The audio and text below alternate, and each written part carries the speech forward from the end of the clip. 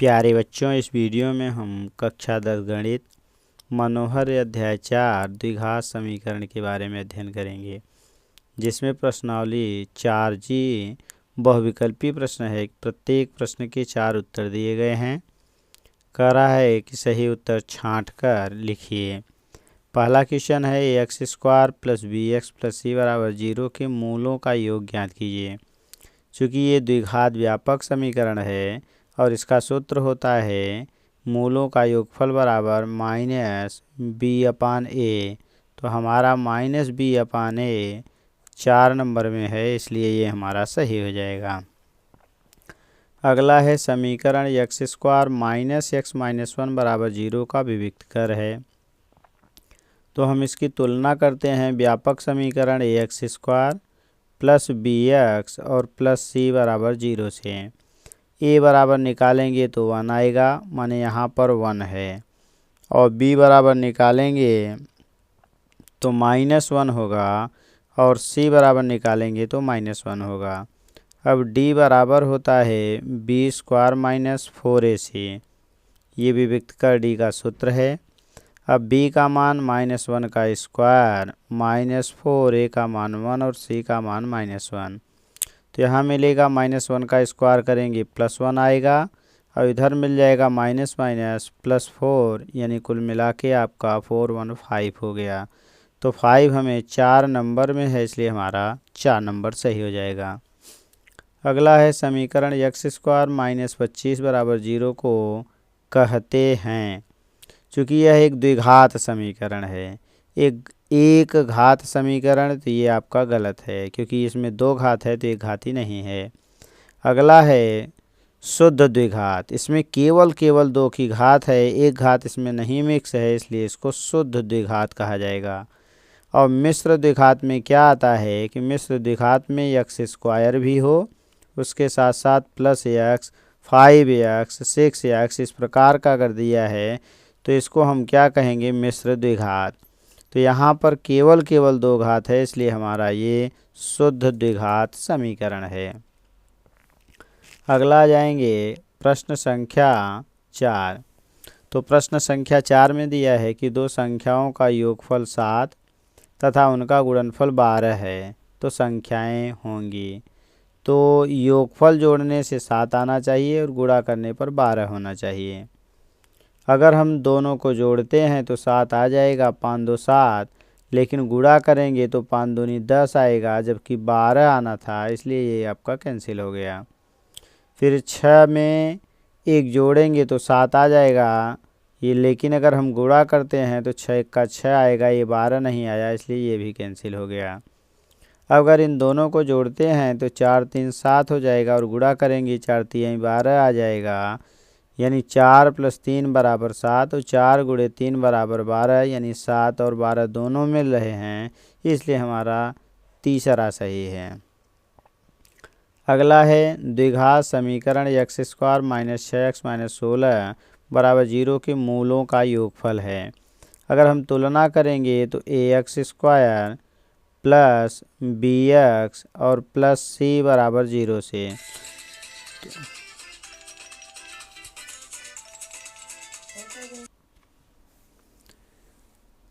अब इसमें हम तुलना करेंगे, तुलना करने के बाद हमें मिला क्या कि a बराबर 1 हो गया, b बराबर हमें मिला -6 और c बराबर मिल गया -16।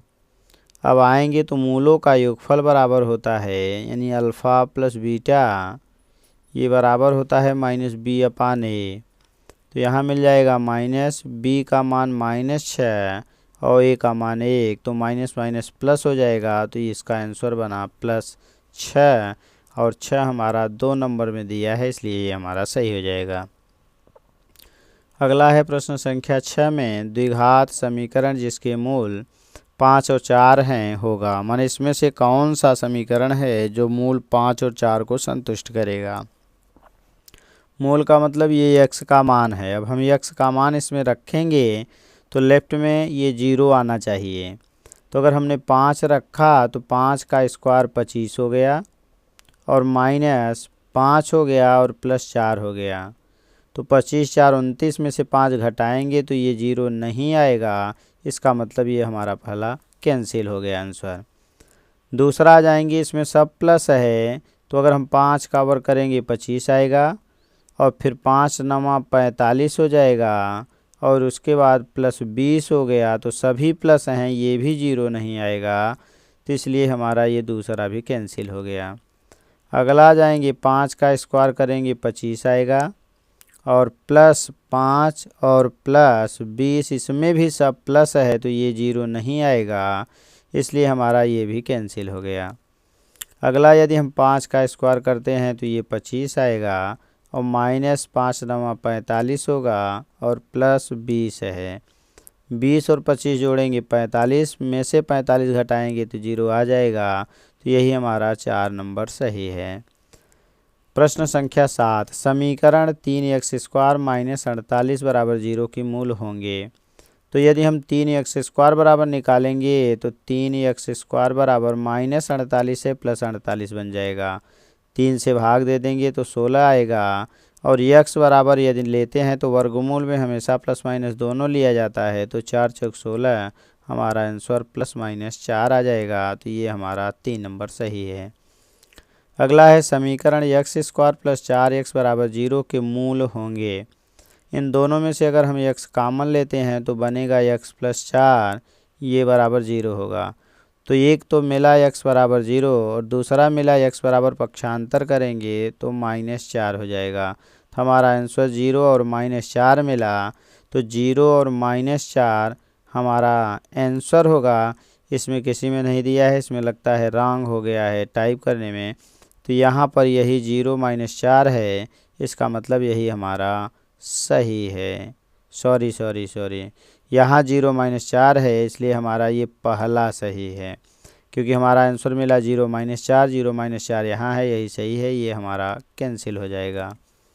अगला है प्रश्न संख्या 9। 9 में दिया है कि समीकरण ax² plus bx plus c बराबर 0 के मूल बराबर होते हैं यदि।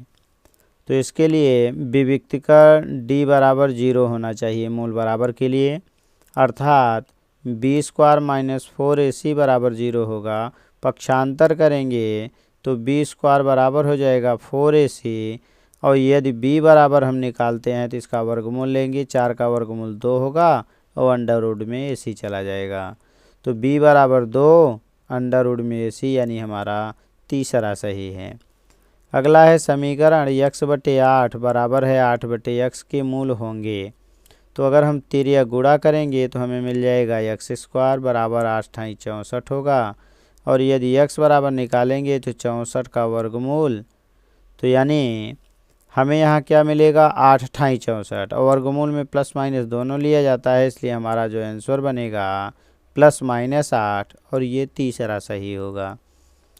फिर अगला है समीकरण 2x² माइनस 5x प्लस 4 बराबर के मूल हैं। कराए वास्तविक समान, वास्तविक नहीं, वास्तविक असमान, इनमें से कोई नहीं। तो पहले हम तुलना करेंगे इसकी ax² प्लस bx और प्लस c बराबर 0 से। तो हमें a बराबर मिल जाएगा 2, b बराबर मिल जाएगा -5 और c बराबर मिल जाएगा हमें 4। अब हम विविक्तिकर d निकालेंगे तो b² माइनस 4ac, तो b² माने -5 का स्क्वायर माइनस 4a माने 2 और c माने 4। तो ये बना 5 × 5 = 25 प्लस हो गया और इधर मिला 4 चौक 16, 16 दूना 32 मिला। अब अगर हम घटाएंगे तो माइनस आएगा, 12 में से 5 7 हो गया, बाकी 2 2 कैंसिल हो गया। चूँकि d का मान हमें माइनस मिला और अगर d का मान 0 से छोटा अर्थात माइनस में आता है तो मूल अधिकल्पित या काल्पनिक होते हैं, या उसको हम कहते हैं वास्तविक नहीं होगा। तो इसलिए हमारा आंसर जो बनेगा वास्तविक नहीं बनेगा, या तो काल्पनिक कहिए या अधिकल्पित कहिए या वास्तविक नहीं है। प्रश्न संख्या 12। तो प्रश्न संख्या 12 में है समीकरण 2x² प्लस 5x प्लस 3 बराबर 0 के मूलों के चिन्ह होंगे। यानी मूल निकालने पर दोनों क्या मिलेगा, धनात्मक मिलेगा या एक धनात्मक और दूसरा ऋणात्मक मिलेगा, दोनों मूल ऋणात्मक मिलेंगे। मूलों का चिन्ह कह रहे हैं कि मानों पर निर्भर करता है, तो यानी x के मानों पर निर्भर करता है, यहाँ x रहेगा। तो हम करेंगे क्या, 3 दूनी 6 इसका गुणनखंड कर लेंगे, मूल निकालेंगे। तो 2x² प्लस 5x और प्लस 3 बराबर 0। तो 3 दूनी 6, तो यानी 2x² प्लस 6x और माइनस अगर हम लेते हैं तो अगला हमारा माइनस x हो जाएगा, यानी 6। तो 3 दूनी 6, तो यहाँ पर बना देंगे तब 3x और प्लस 2x, क्योंकि 6 का गुणनखंड से नहीं हो पाएगा, प्लस 3 बराबर 0 मिला। अगर अब हम जोड़ा बनाते हैं, x कॉमन ले लेंगे तो 2x प्लस 3, अगले में प्लस 1 कॉमन ले लेंगे 2x प्लस 3 और ये बराबर 0 होगा। तो एक मिला 2x प्लस 3 और दूसरा मिल गया x प्लस 1, अब ये बराबर 0। यदि पहला हम 0 करते हैं तो x बराबर मिल जाएगा -3/2 और दूसरा 0 करते हैं तो x बराबर -1 मिलेगा। तो दोनों मूल हमें क्या मिले, दोनों मूल ऋणात्मक मिल गए। तो यहाँ पर दिया है दोनों मूल ऋणात्मक होंगे, तो यही हमारा तीसरा सही होगा। अगला एक द्विघात समीकरण का विविक्त कर +3 है, तो समीकरण के दोनों मूल होंगे। द्विघात समीकरण है जिसके यानी विविक्त कर d है। अब चूंकि यहाँ पर d जो मिला वो 0 से बड़ा है, अर्थात धनात्मक है, लेकिन किसी संख्या का वर्ग नहीं है। तो जब धनात्मक होता है, किसी संख्या का वर्ग नहीं होता है, तो मूल वास्तविक होते हैं और असमान तथा अपरिमेय। तो वास्तविक, असमान, अपरिमेय, तो वास्तविक नहीं है तो कैंसिल हो गया, क्योंकि वास्तविक होंगे। वास्तविक होंगे लेकिन कह रहा है समान, समान नहीं बल्कि असमान होंगे। समान तो जब विविक्त कर d बराबर 0 होता है तब के लिए है। वास्तविक असमान, तो यही आपका सही है कि वास्तविक भी होगा, मूल वास्तविक होंगे, असमान होंगे। तो यही हमारा आंसर हो गया, मूल वास्तविक असमान। अगर उसमें अपरिमेय देता तो भी होता। अगला है समीकरण x - 3 बराबर 0 के मूल हैं। अगर हम 0 करेंगे तो एक तो x बराबर 0 हो जाएगा, दूसरा ये 3 जाएगा तो +3 होगा, तो 0 और 3 यही हमारा आंसर हो जाएगा। तो 0 और 3 हमें मिलेगा किसमें, ये चौथा है, इसलिए 4 नंबर हमारा सही हो जाएगा। अगला है प्रश्न संख्या 15। कह रहा है कि समीकरण 4x² - 12x + 9 बराबर 0 के मूल होंगे। तो इसके लिए हमें क्या करना है, फिर यहाँ पर दिया है तो हमें विविक्त कर निकालना है। तो तुलना करेंगे ax² + bx और +c बराबर 0। तो हमें मिल जाएगा यहाँ पर a बराबर 4, b बराबर -12 और c बराबर 9। अब हमारा जो d होता है ये b² - 4ac होगा। तो b का मान हमें मिला है -12 का स्क्वायर और -4a का मान 4 और c का मान 9। तो 12 पर हमें 144 हो जाएगा, 4 चौक 16 9 144, यानी ये भी हमारा 144, तो 0 आ गया।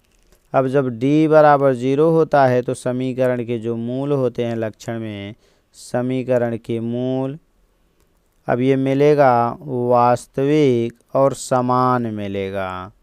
मूल वास्तविक तथा समान होंगे, तो वास्तविक और समान के स्थान पर बराबर दिया है, तो ये हमारा तीसरा सही होगा। Thanks for watching.